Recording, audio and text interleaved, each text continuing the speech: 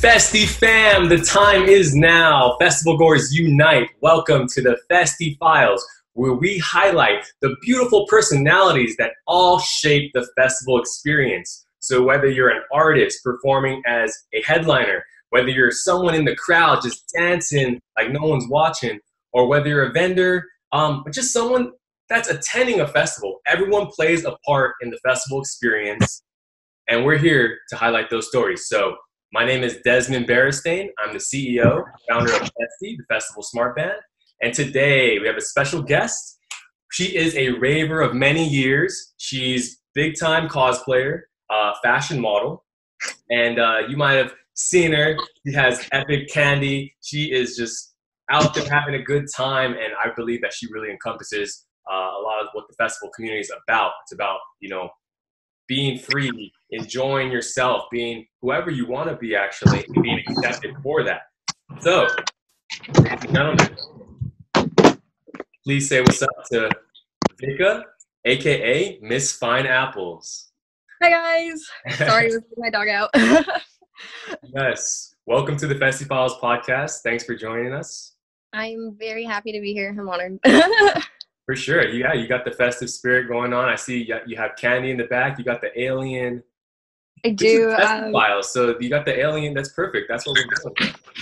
Yeah, no, I mean, for a rave, I probably would dress a little bit more outgoing, but I didn't prepare. Usually for raves, I prepare like a week in advance. I'm not even going to lie. It's like the tension is just there, and you have to like have these perfect outfits just so that you can rage to your song. I don't know. It just makes me feel euphoric. Most def. And that's exactly what we want to talk about today. We want to talk about, you know, right now, as I mentioned, everyone's staying at home, and unfortunately there's not a current festival season in which we can physically go to, but that doesn't mean that festival season isn't still going on a spiritual level. You know what I mean? And it's upon all of us as festival goers to just like understand that. And whether we're tuning into live streams, whether we're reaching out to other festival goers, and just spreading that positivity, you know? So let's get right into it. Let's hear about your story. Because when I initially reached out to you, I went to your IG. I didn't see that much festival stuff, but everyone was like, no, she's big time festival goer. And that's why I was like, all right, well, let's just dive into it. I want to hear your story and how you are embedded into the festival community and what festivals mean to you. Okay, so I guess I categorize festivals in the same thing that I would as raving. I don't know, raving for me is everything. I really struggled with like my self-confidence growing up. I was bullied a lot, and I didn't have many friends. So I ended up sneaking out to this club one night. It's called DNA Lounge. It's up in San Francisco. Okay. And they have all age events as well. And I had heard about this from my sister. My sister used to rave there when she was 15. My sister's now like in her mid-30s. But I decided I would go and check it out and see what she had like, you know, done when she was a kid and like why she was so happy doing it. And when I went, it was a entirely different world. Like I was able to be welcomed by a community, and they didn't like call me a nerd. They didn't care that I was like, you know, this short, more undeveloped girl. Like they were just like, oh, you're just like this cute little thing that's there, you know? And I ended up getting really welcomed. I got my rave name, Navi, which I ended up getting tattooed on the back of my neck. Amazing. When I was like 16. And it changed me in the way, I guess, because I ended up meeting this Glover. One of the nights that I was, you know, raving, sneaking out. And,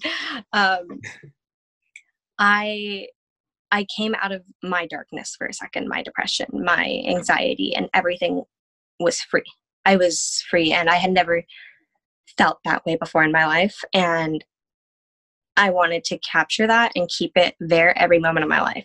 My raves, I guess I keep more to myself, and I don't post on social media as much because I'm literally just embodying it. I'm like there with the people, and I'm trying to spread like pleasure and positivity, because when I started raving, I met older generation ravers, and they were like huge candy kids, and they had these giant cups, and I was like mesmerized by them. I was like, whoa, like, how can you like do that? Like, you know, I didn't understand it. And, you know, they gave me my first candy and I was really happy. I don't know.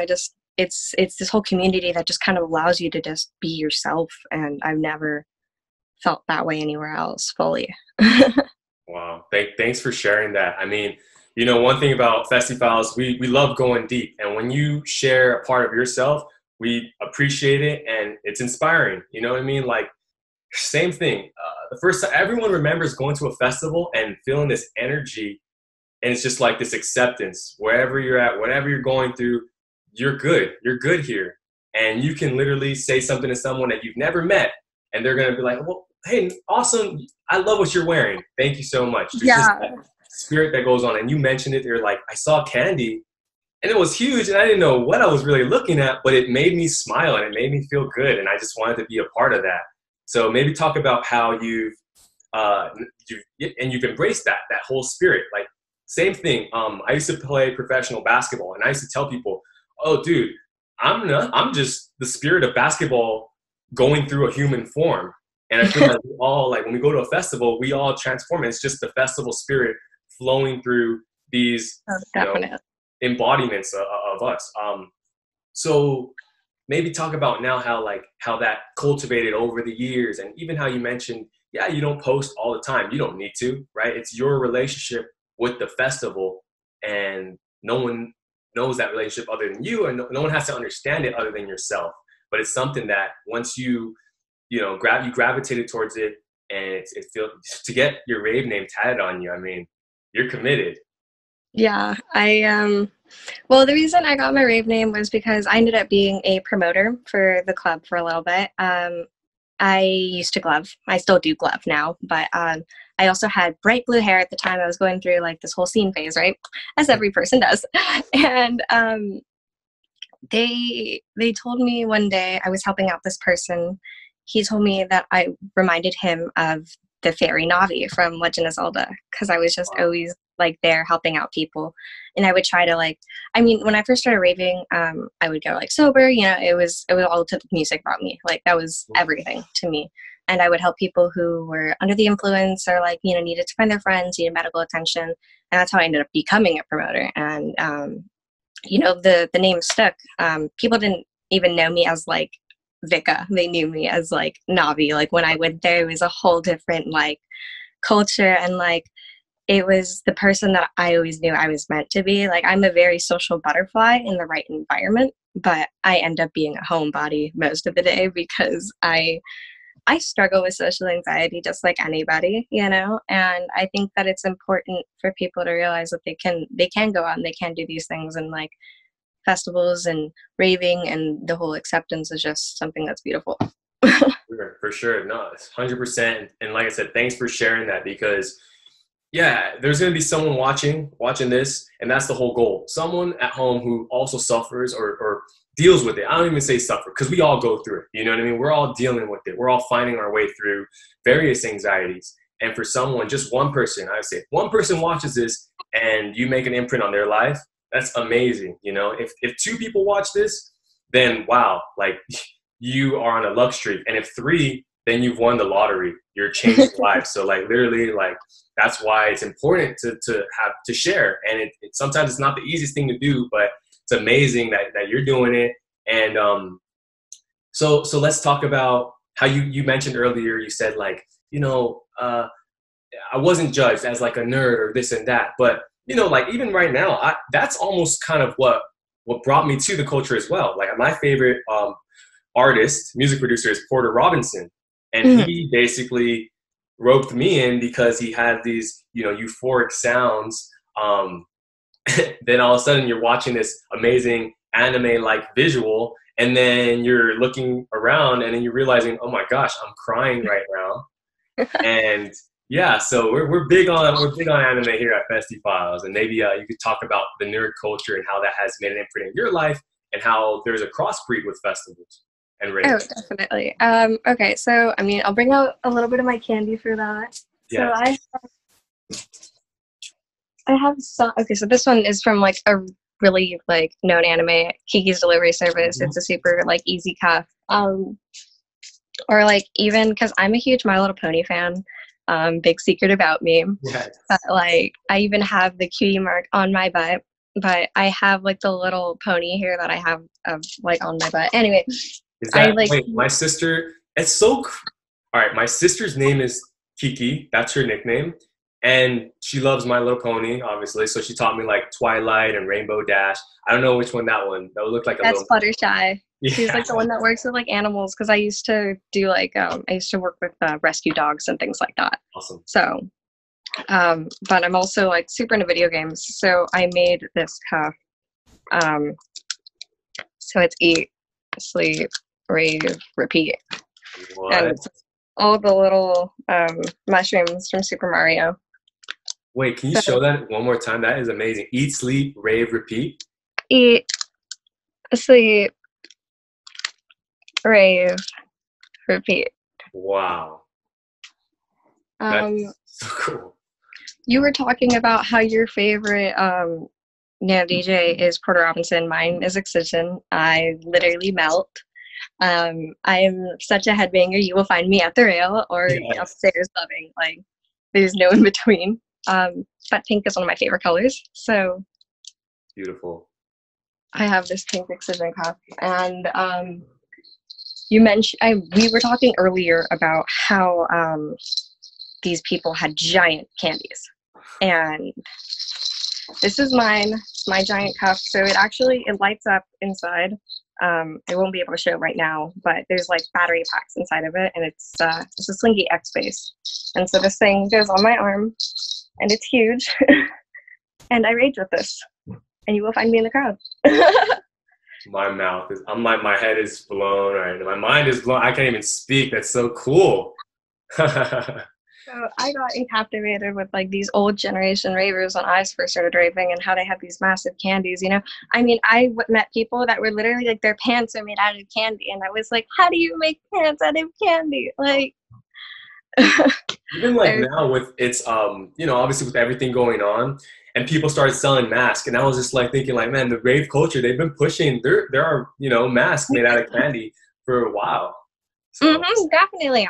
I mean, I'm going to be honest with the whole Corona thing. I had like 20 face masks already like in my thing because I'm a glover. I have to change them constantly, So I was like, I'm prepared. But I mean, I feel like most glovers and ravers would be prepared during this epidemic, Yeah, like I bring out my gear. Yeah, like we've always got the water. We've always got, our little vapor rub and like the Vicks. We got everything. So I guess we're getting a double whammy. I did not know that you were a glover, and it's funny because I was talking to my team and I was like, hey, I want to get someone from the gloving community on because I want to talk about what's the gloving community during these times. Maybe you could give us some insight on that because that is a huge part of rave culture, and not being able to go to a festival and kind of perform a glove show in front of someone. But I'm sure as everyone's being creative during these times, I'm sure there's a creative way that the glove community is still pushing forward. Yeah, I mean, I'm not on a gloving team or anything. I just do it kind of recreationally for myself, for fun, because I like met that one glover who gave me that amazing experience, and I wanted to do that for somebody else one day. So what I do is I'm practicing more now since like I have the time to under quarantine, and I FaceTime my friends and they'll watch my shows for like an hour or two until I get tired. And it's kind of great because we were watching Couchlands, and I was just loving like all day long. I was just like, that's all we got to do. Just get lost in the whips. Yes. We threw on our website. We have this thing called Festiie Lineup. So we try to get all like the stay at home live streams, all the links, and like put them in one list. And we're like, all right, let's take that list of like 400 live streams, put them on our website. And just yesterday I was doing a little addition, and I was like, we have to throw Couchlands on that. I know it was a year ago, but like people want to relive that, the whole back-to-back millennium, and then peekaboo and all these. It was just like throw it on. So it was fun, like just vibing to all the music that you I mean, you can just embody that you're there. Like it doesn't, you don't always have to be at the venue. And I know that kind of sounds like the whole point of it. Like, trust me, I used to go and like sneak out to go to the venue and to listen. But after understanding the music and like feeling it, and it's not just about going there, it's something that it's embodied inside of me as well. And I can do it at home. I can still have my little personal raves. Like, I mean, I've made my room just like an entire like psychedelic experience because I love raves so much. It's amazing. And I don't know, I just think that people should try to be comfortable in their environment and their skin, because then when they get back out to the raves, it's going to be even more of a euphoric experience because they're going to appreciate it so much more. Like, I appreciate it so much more right now. And like, that was a thing for a while. I appreciated it. You know, I like going out, I like doing my things, but I was always busy with school. I was doing everything I needed to do. And then I finally had time, and the quarantine happened, and then everything got canceled. And then I was like, oh, well, how do I deal with like the depression inside of me? How do I deal with like my anxiety, my depression, all those sort of things, you know, because the raves are my escape. And for a lot of people, I know they are too. Like, it's something that they get out of their daily routine, and they get all this energy, and it's embodied there. And, you know, it's hard for people, and it's hard for me to even accept the fact that like I can't go out right now. But at least we can still enjoy our music, and that's something that connects us all together still as being a part of the community. For sure, for sure. And you know, knowing that we're not going through it alone, right? Oh And, yeah, no, you yeah, know, definitely. That helps, just knowing that I'm not the only person that like misses festivals. Like, you see all the memes and all the TikToks about it, and you're just like, damn, well, that's me, but like on a spiritual level, like crying on the floor. I feel like I'm that. You remember when Lilo had like that fight with her bigger sister, and she like just flats, like goes down on the floor and just starts crying? Yeah, that's me.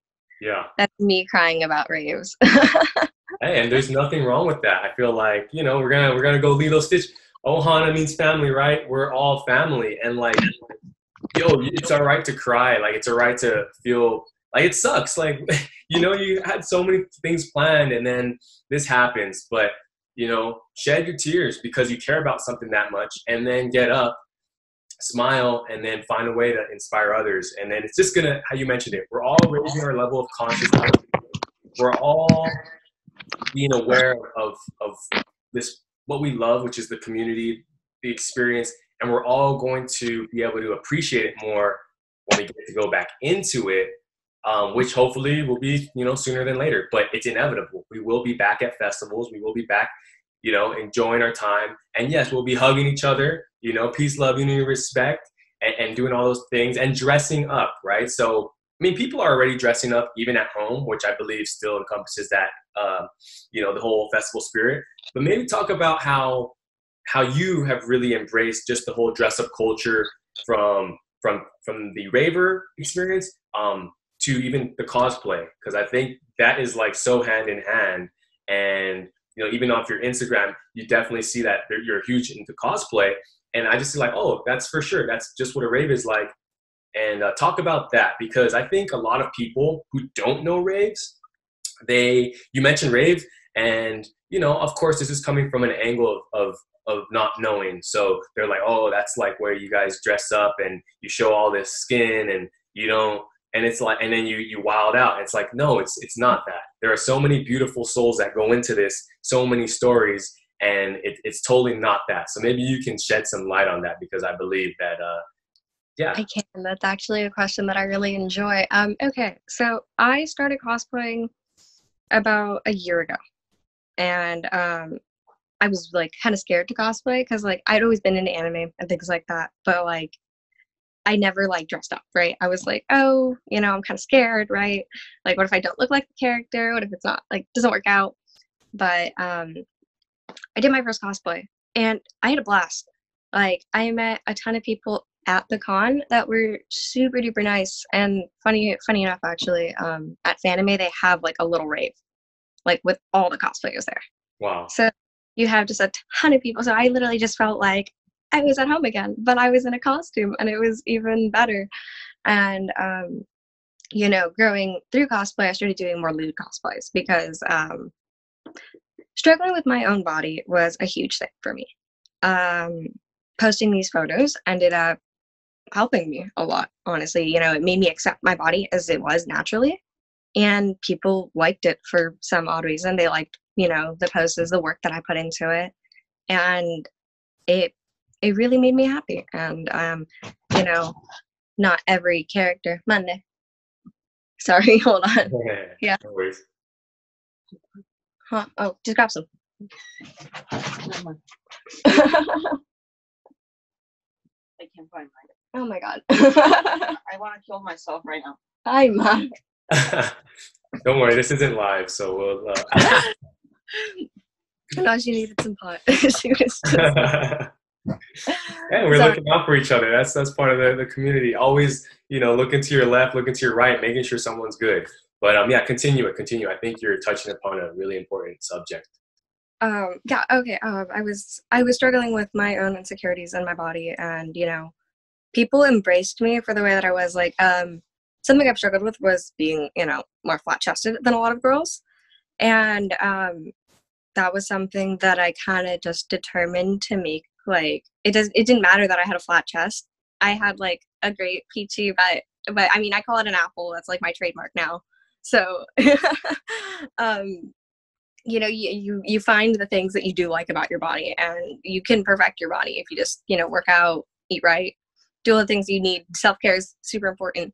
But I started the whole lewd cosplay, and it was something that not a lot of people like. You know, some people are like, oh, why are you, you know, showing your body? I actually got bullied at my college for this, for doing my Instagram, which was kind of, you know, absurd to me that college girls would even fucking care about this type of shit. But they were just mad at the fact that, and I'm quoting the girl that actually said this, we don't understand how you're so comfortable with posting your body like that.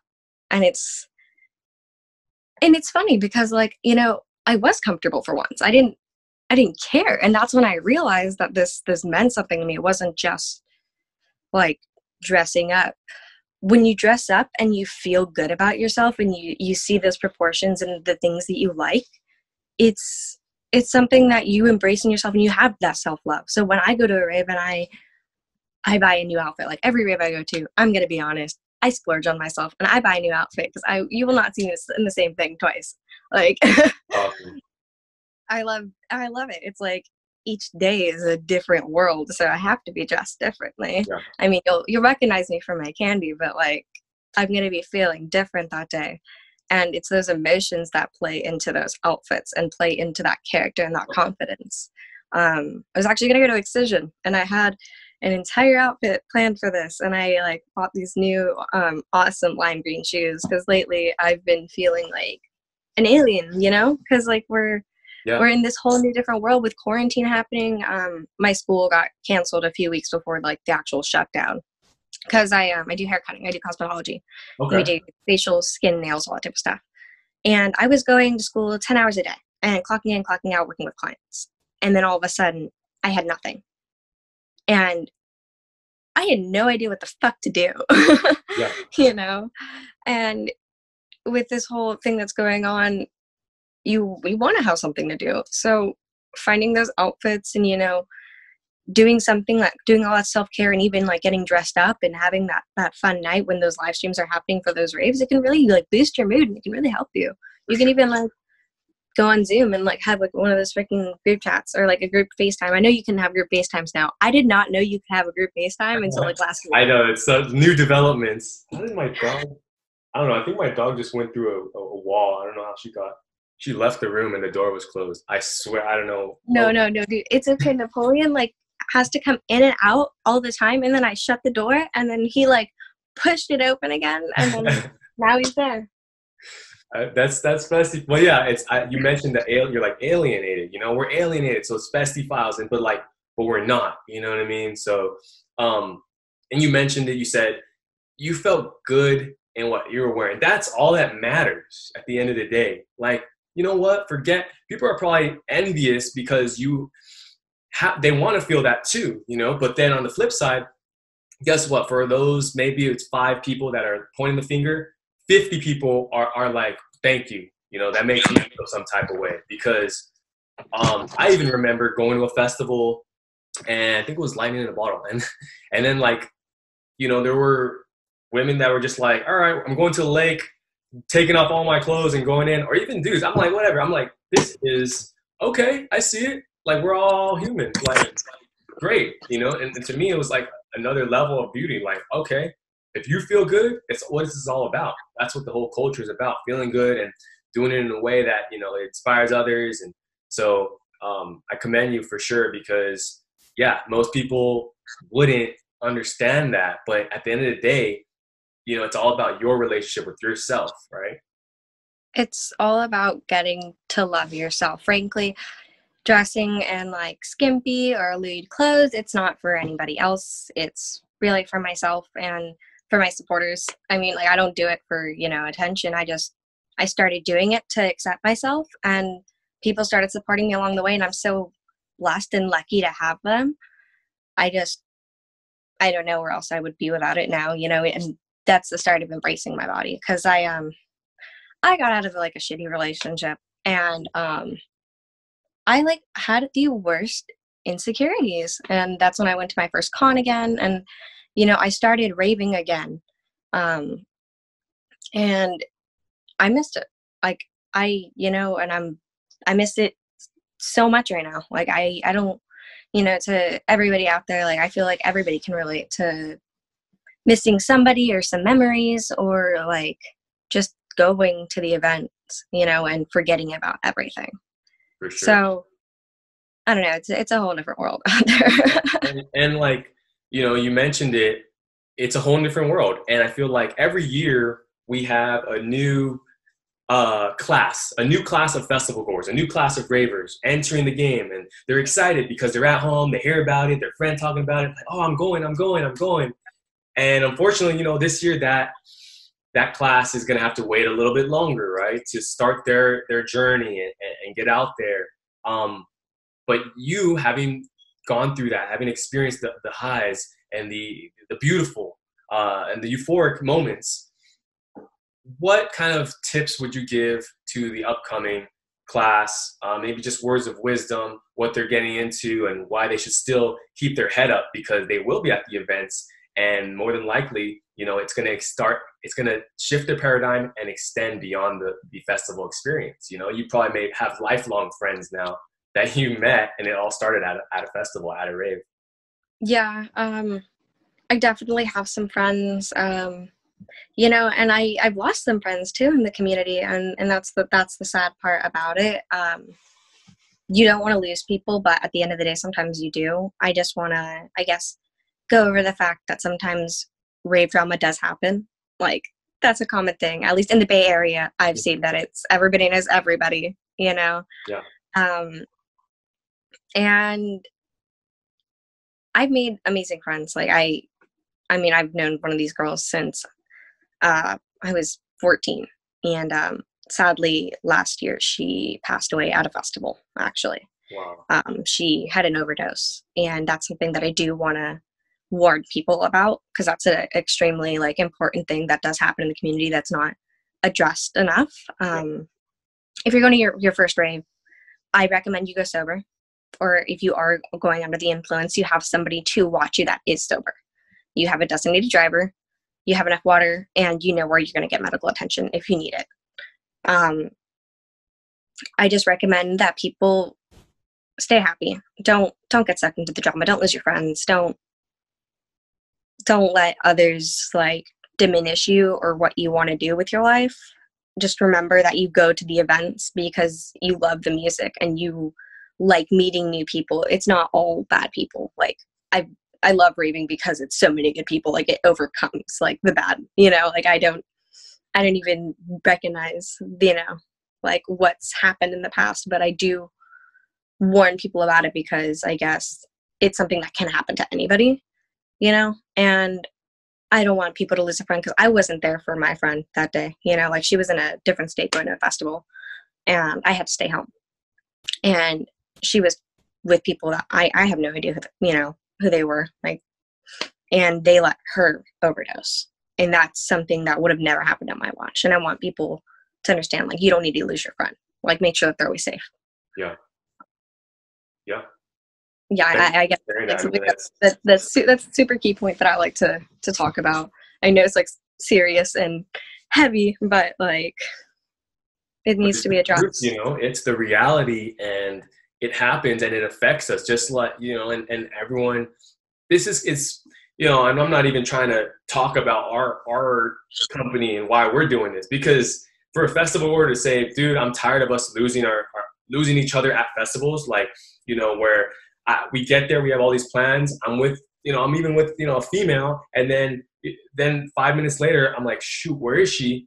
5 hours passes, no contact, and that will change your entire experience. And it literally kept happening to us, not to the extent where someone lost their life. And that's why, you know, that's the scariest thing, because the event's supposed to be all the good times and the joys and self-exploration and immersing yourself in the moment. But then there's this other side, and that's kind of what prompted us to say, dude, man, no, like, festivals change people's lives for the better. Raves change people's life for the better, you know. And with this device that we're creating, if it can even just help people just be able to know where someone's at a festival without the whole phone service crashing and all that, like, even if it saves 5 minutes of getting to the person before something happens, that could extend a long way. And for us, we're like, dude, forget it. We don't care if we weren't. 5 minutes to save a life. Yeah. We're just like, let's make it, because it's worth it. It's worth trying. And we're like, the festival community, we're super grateful that they embraced us going for it. You know what I mean? Like, we got traction. And as I mentioned, there is that other side, and you guys everyone has to, within ourselves, we're not at festivals now. So let's make sure the next time we go to festivals, when we can all get back out there and have the time of our lives, that we are looking out for, first off, looking out for our friends, looking out for people that we might not even know, right? You see someone on the side, and if they look like they're spacing out, maybe you could talk about that, shed a little light on that. So I have actually helped somebody from an overdose almost. They were actually, and I was, you know, gloving up in the stands, and they were almost all the way in the back, and I saw them hunched over, and you know, they were vomiting profusely and sweating, and I honestly got concerned. And so I went up, and, you know, I'm like, do you need water? What do you need? Like, you need a mint? Like, anything, you know, or do you need medical attention? First of all, like, that's a huge thing. Sometimes people don't realize when they need medical attention. And my sister has epilepsy, so I've dealt with warning signs of seizures, and I kind of saw the guy twitching, like, in his arm, you know. Mm-hmm. And I was like, that's not a good sign. Like, that can either be because he's pulling too hard, or he's having, like, muscle spasms and his brain's not, like, functioning right. Hold on. What? Yeah, I was just seeing if you're still here. Yeah, I'm still here, and I'm on the phone right now. Yeah. Can you shut my door now? Oh my god. I'm fine. Bye. Sorry, that's my dad. He kind of irritates me. It's all good. I literally would just. Yep, exactly.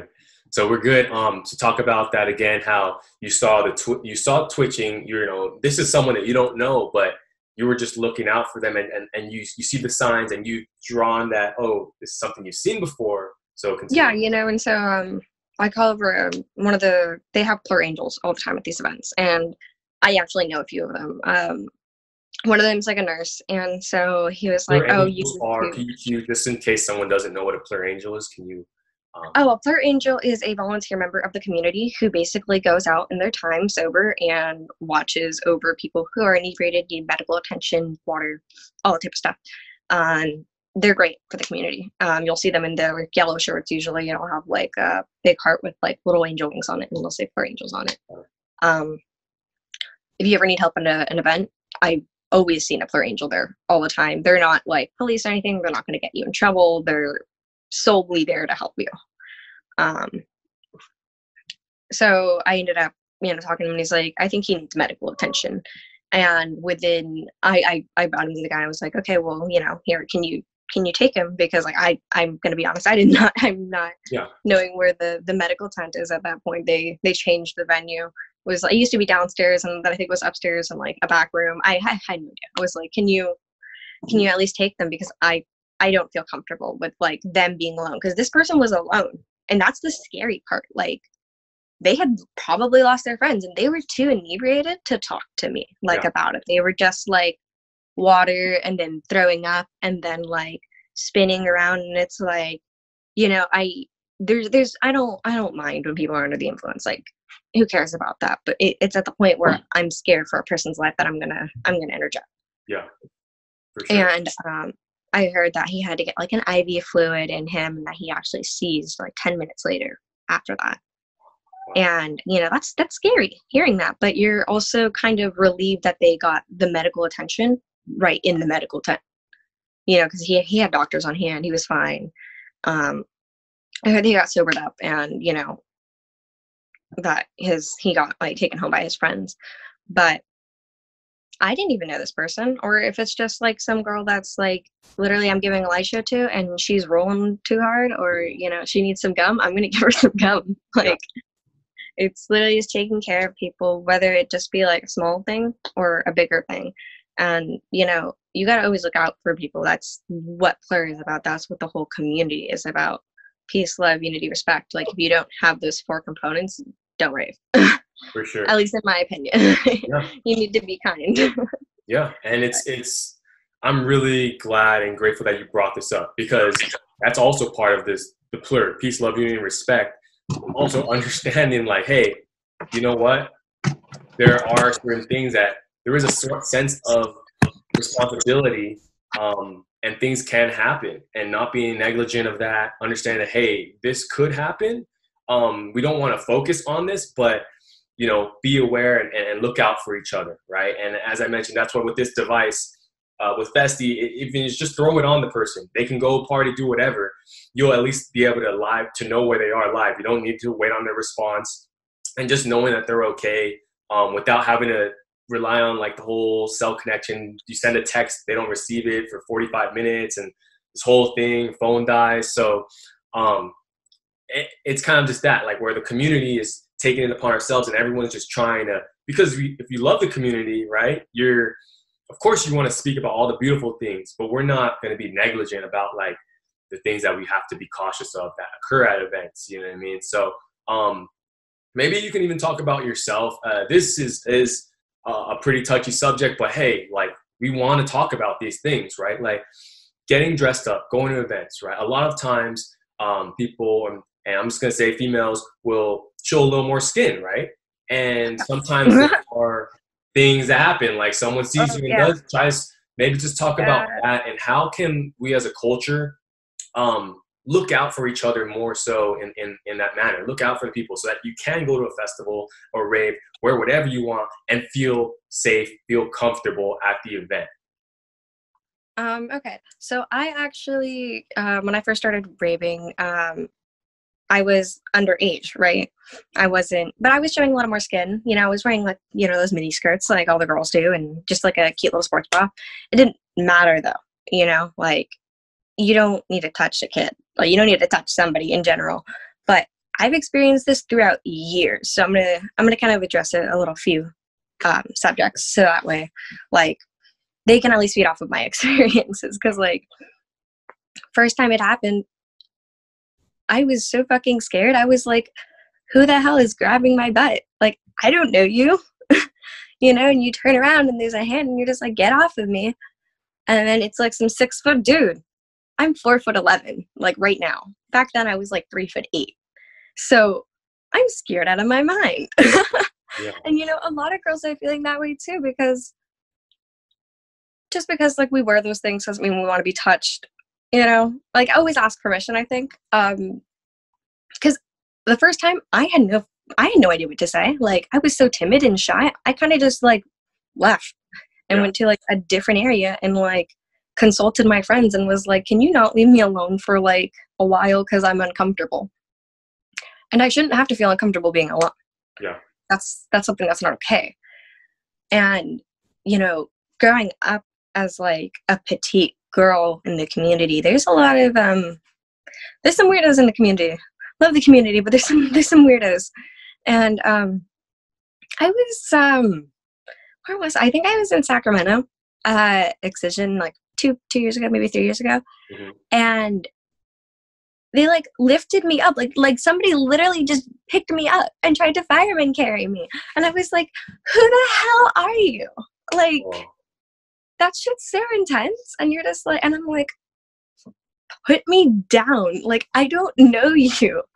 Yeah. And most of the time when these things happen, it's because the guy is like super high or inebriated, and like he's not asking basic questions. But I guess my suggestion is, if you're a male, don't go so inebriated that you don't have control over yourself, because that's something that like everybody needs to have control over. Because I know that there are some girls that don't have control over, but there's also some males that don't have control over that. Mm-hmm. And I've experienced it firsthand. You know, and it's always, you always have to be cautious, because even people that you do know can turn on you and be like that under the influence. And that's something that I witnessed myself, and that was scary. Mm. And I guess you just don't want to get to that point, you know, where you don't even know who you are and you're doing mistakes that you're not trying to do. Yeah. The way I deal with it is I literally I defend myself. I'm not afraid to grab the guy's wrist, like tell him to get that off me. First of all, if he doesn't get off of me or like grabs me again, I will hit. Yeah. You know, like that's something that's scary to me, because I'm a survivor of abuse. You know, I have my own PTSD experiences, and I don't like to be touched unless like I'm giving you permission, or like I'm having a conversation with you, you know, like I need your vibe first. Like, don't just startle me, because a lot of girls do struggle with that. You know, 25% of women have had some type of sexual assault, and that's a really big number. That's 1 out of 4 people. It's huge. It's astronomical. So yeah. If you can just kind of relate to these girls when they're scared, you know, and they're at these new places, and like somebody's just grabbing them from behind, that can trigger something. Yeah. You know, and me being aware of myself and knowing like it's okay. Like I'm not back there. Like I'm okay. I'm safe. I'm with my friends. I'm in a new place. It's hard to adjust sometimes, because sometimes these girls are under the influence too, you know, and they can't get out of that headspace, and they don't know how to react. Yeah. And I just want everybody to be like conscious of one another, you know, and if you do get in that situation, go to your friend, get help. If you feel that the person is like stalking you or like harassing you, go to like, they have guards all over, like at the venues, they'll have, like but not even just a Plur Angel, they'll have like the regular guards, the security guards, the promoters, or even a police officer there present that you can go to and say, hey, this person is stalking me, harassing me, like they're an unsafe member to the community. I don't feel okay right now. Can you do something about it? 9 out of 10 times, they're going to kick that person out of the venue. Mm-hmm. And I would say 10 out of 10 if you have like your friend with you, you know. But you always need to be with somebody after that happens. Like, find somebody, even if it's not your friend, like find a group that looks like kind of safe, go to them and be like, can you guys pretend to be my friend, even for 5 seconds? Yeah. Like, this guy is stalking me, or like this person is harassing me. Mm-hmm. Like, I need somebody to witness this, or at least somebody to kind of like protect me. And that's a huge thing. Like, I've done that before at a rave, and that's helped me, you know. Yeah. And it wasn't until like I was able to go to a security guard and be like, hey, this guy is like, and I wasn't the only girl that he was harassing, you know. He harassed 3 girls previous that night. Wow. And they finally kicked him out, and I was like, but you know, they only did it when I was finally in a group and somebody had said, yeah, like that's actually happening. Like, it's not just a he said, she said thing. Because they do have to, you know, correlate that as well. They can't just kick somebody out because, oh, she said that, you know, happened, right? Yeah. Which is kind of shitty, but at the same time, I understand it can be valid, you know? But, and if like someone, well, thanks for sharing that, because so many important points that we need to emphasize right now. Even if you see something and it doesn't look right, like, reach out. Hey, is everything good here? And as you mentioned, you might just say, somehow I don't have my friends near me. I'm going to make friends right now, and just kind of put yourself in a position where pretend you know them. Right? You got to pretend sometimes that you know that person, and it's a scary situation. Be like, hey, blah, blah, blah, blah. And most people, they're going to catch on. Got it. They're going to be like, you can like whisper in their ear even. You don't even have to say it out loud. Just be like, hey, this guy's following me. Pretend to be my friend. How are you doing? Blah, blah, blah. Like, yeah. It's a hard thing to do sometimes. And it's scary to just go and reach out to strangers that you don't even know because a stranger is just harassing you right now. But sometimes you can't do things alone. For sure. And there's a lot of support in the rave community. But there's some people who take advantage of how welcoming the community is. And that's where I find those weirdos, where they take advantage of the girls who are, trying to have fun, or they rob people, or, things like that. Like it's awful. Like nobody wants to have those experiences, but they're part of life, and I don't want people to go through my experiences. Yeah, exactly. Like I've even had friends get their backpacks slashed, which is something else that it's unfortunate. I had my backpack stolen from me one time, and it's that's scary, it's literally, I'm a 4-foot girl with a plush backpack, and you're gonna steal my plush backpack? That's just victim targeting because I'm tiny, and they'll do it to anybody who's not even looking. They'll see if you have a felt pouch or something. That's easy to cut open.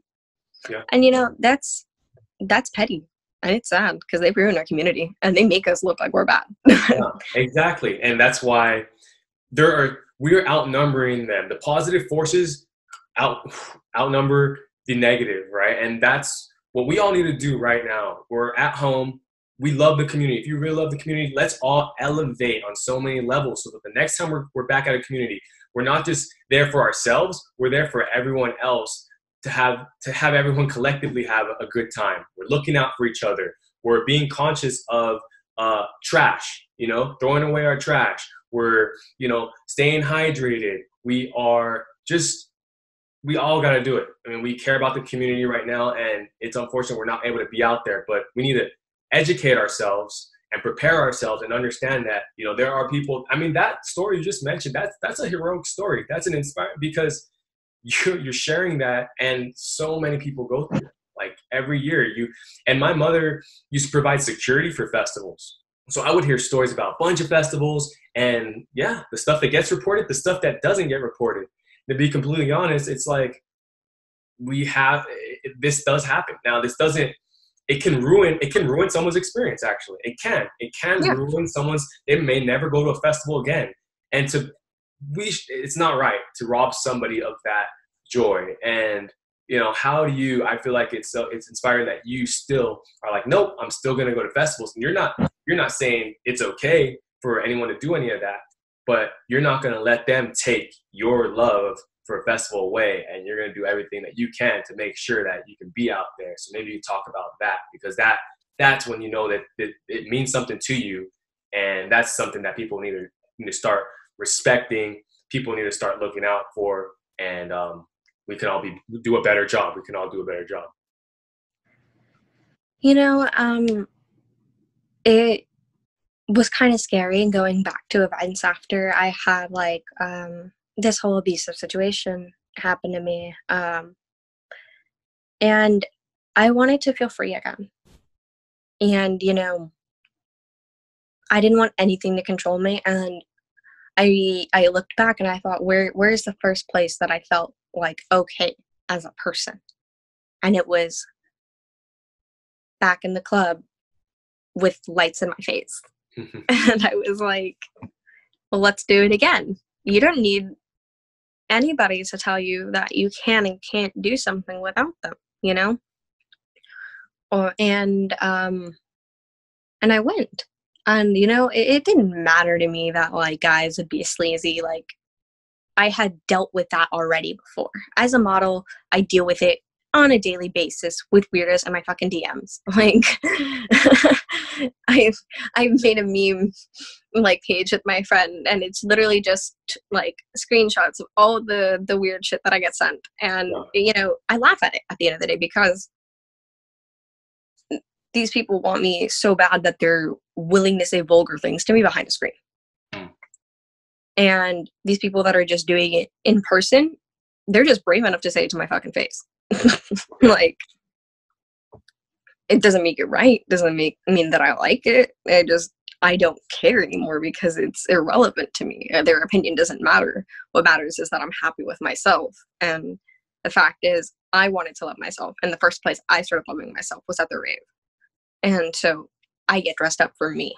I like wearing my pretty outfits for me. I like feeling like a princess. I like feeling like a fairy, you know? Yeah. Like, who doesn't want to do that? Like, who doesn't want to be like this magical being? Well, yeah, that's what I'm going to be when I go to the rave. Yes. Yeah. And nobody's going to stop that from me. That's my energy. That's my positivity. That's what I want to do. And I'm going to keep going. It doesn't really matter what happens. I'm going to keep going. I love the music, and, you know, I can literally just be in the car blasting rhythm, and then I'll just start speeding and it's bad. But like, people, like, you get into that energy and that rhythm and that groove, and when I'm there, it's not like there's everybody's around me anymore. Like, my social anxiety fades, which is really kind of funny to say, because in other places, like with, you know, a ton of people in small venues, sometimes most people would get anxiety, and I feel super fucking free. And that's kind of funny, you know? And I think I feel so free because I'm able to love myself. Yeah, that's special. That's something that the rave culture, the festival culture invokes, or, you know, alleviates. And that's something that we got to cherish. We have to cherish. Everyone, like, I mean, it's so excited. I want to get back out there too. Everyone wants to get back out there. Yeah, definitely. How can we, like, so how have you seen, because we have live streams, how can we support each other during these times? You know, what some things I've heard is just spreading positivity. Like, what we're doing is we're just, you know, obviously we're doing a podcast, but we're surfing Instagram and just spreading positive vibes, looking out for artists and saying different types of creators, and just commenting, saying something, hey, awesome job, I really love this. How can we continue to support, continue to be positive during these times? Because I think that we all need that. I guess there's little small ways that you can do it. I know that with the whole social distancing thing, you can't really go see your friends or, like, you know, hang out with them like a lot of people want to do, but you can still send them good morning texts. You can still tell them that you miss them throughout your day. You can even, like, literally, even if it's at the end of the day, call them, see how they're doing. Like, what did you do with your day? Like, and if you know that your friend is suffering with, like, depression or something, because I know that a lot of people with this quarantine are, and people that have never even suffered with mental illness are going through it now, and they're kind of, you know, having this firsthand experience. And it's important to reach out to them. It's important to make sure that they stay motivated, even though we're on lockdown. Their life is not over. Like, they still have purpose. They still can get things done, and, you know, that's a huge factor. Like, I know I lack in motivation sometimes, but I'm getting back into things that I like to do, you know, try to make your friends, if they're, like, you know, really sad, find out what they like to do besides, you know, maybe since, like, a lot of people love EDM here, right? They can start making their own beats, you know, or they can start making lyrics, focusing on music, focusing on art, or, you know, basketball, or, like, you know, like you know, like shooting hoops in your backyard, you know, something that makes you feel good about yourself, you know. I know that it's hard sometimes to find something when you're confined to, like, such a small environment in your own home, you know, but you can relate to yourself, and you can actually start to find your own self-love and know who you are as a person. Because when you start to feel comfortable being alone, that's when you start loving yourself. And it took me a long time to realize that. And, you know, raving helped me realize that. And, now that like we can't do that, and it's probably a lot harder for a lot of people to do it now. I'm very lucky that I kind of had my epiphany, but it can be really hard, and some people need like talking to like actually understand what they're going through their own selves, because not a lot of people understand their own emotions until they're actually talked about. Yeah, this is a super touching podcast. Like jumping on, this is what we love. We love to go deep, and that's what the community is. That's the essence of this community. People that are passionate, people that exhibit love. You could just beams of light. And we're gonna keep it that way. We're gonna keep growing. And let's talk about real quick, because bringing it back to the cosplay. Let's talk about anime. So I'll share a little story with you. So I somehow, some way, I got the opportunity to meet Porter Robinson. I was like at an event. I was dancing, whatever. At the end of the event, I was trying to go to the restroom, got lost. I'm like, all right, I don't know where I'm at.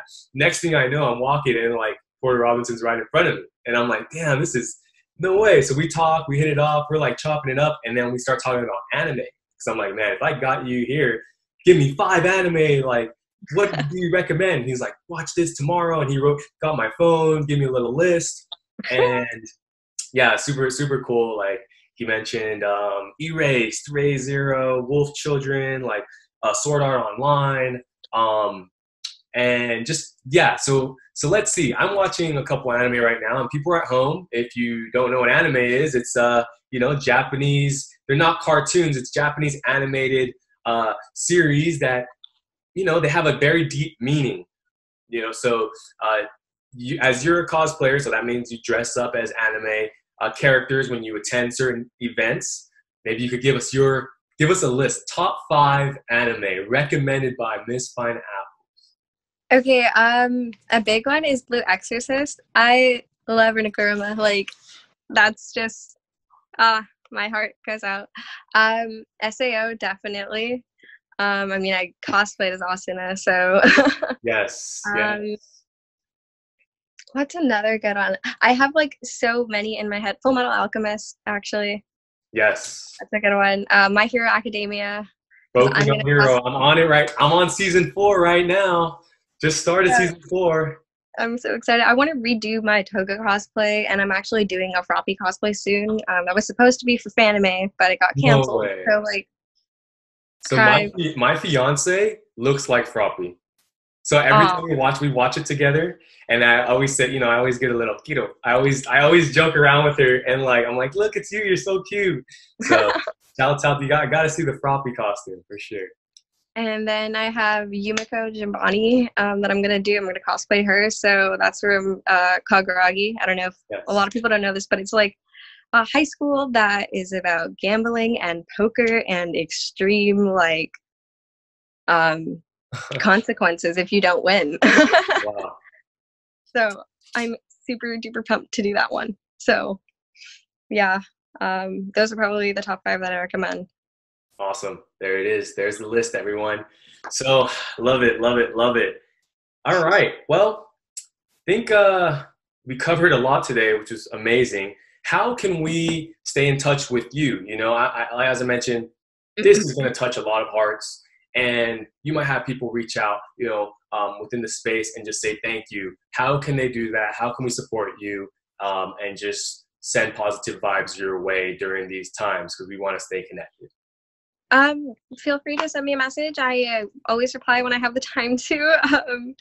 I really try to actually like differ from that I do try to talk to a lot of my supporters. Or if you're ever feeling like that you do need somebody to talk to, like my DMs are always there. You can reach me out on Instagram. That's basically the best way to reach out to me, because I don't give out my personal phone number. But yeah, Instagram. I also have a Twitter or Facebook if you really don't use any of those platforms. But like, and that's at MissFineApples. Yeah, at MissFineApples on Instagram is the best way to reach me. So cool. Awesome. Well, thank you for joining the Festiie Files. This was amazing. Thank you for opening up your heart. The community is going to appreciate this. We totally appreciate this. And yeah, we're going to, stay in touch. Everyone out there, continue to shed light, positive light on each other. Like she mentioned, if you're having a good day, you know what? Take that energy and reach out to someone else and see if they're having a good day, because we're all in this together, and we were all going to be out there together very soon. Back out there doing our thing at Excision, headbanging. I'll be at G Jones if that's okay with you. Yes. So But you gotta headbang with me one day. That's a must. oh look, I got the headbanger's hair right there. Yes. So it starts going crazy, you know. When the G Jones comes out. I'll be making you and your fiance some candy for sure. Yes. Oh my gosh, if she had a froppy candy, oh my gosh, mind blown. So thank you so much, Vika. Everyone, stay safe. Festiie Files podcast. We go deep here, you know, shedding light on the community, but it starts with being responsible and assessing what we need to change. How can we make improvements, right? Because it's all about evolving as human beings, evolving collectively, and everyone stay safe. Peace, love, unity, and respect. My name is Desmond Barristane, Festiie Files, signing out.